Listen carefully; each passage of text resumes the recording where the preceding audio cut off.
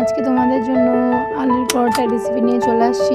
আশা করছি তোমরা সকালেই জানো ময়দা মেখে নিয়ে আলুর ডোটা কীভাবে তৈরি করতে হয়, তাই সেটার ভিডিও করলাম না। ভিডিওটাকে একদম ছোট্ট করছি, বড় করছি না।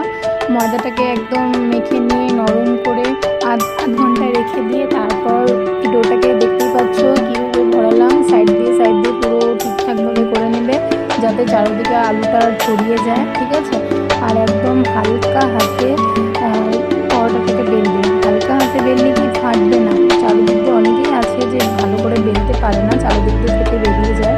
তা হালকা হাতে বেললে আশা করছি ফাটবে না, কারণ আমি যখন আলুর পরোটা বানাই আমার কিন্তু একটাও কোনো সাইড দিয়ে বেরোয় না।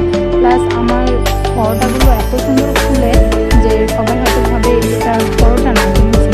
তা আমি আলুর পরোটা বানাতে খুব ভালোবাসি এবং আমার হাতের আলুর পরোটাই হচ্ছে আমাদের পুরো ফ্যামিলির লোক ভালোবাসে। তাই আজকে আলুর পরোটা আমি বানিয়েছি, তাই ভাবলাম ছোট্ট একটু ব্লগ করা যায় তোমাদের জন্য, যাতে তোমরা সবাই দেখতে পারো। আর আলুর পরোটাটা কীভাবে ডোটা দিয়ে আমি হালকা হাতে বেলে নিয়ে তারপর বানাচ্ছি, তা তোমরা ট্রাই করো বাড়িতে, দেখবে ফাটবে না কোনো দিকে। Thank you so much.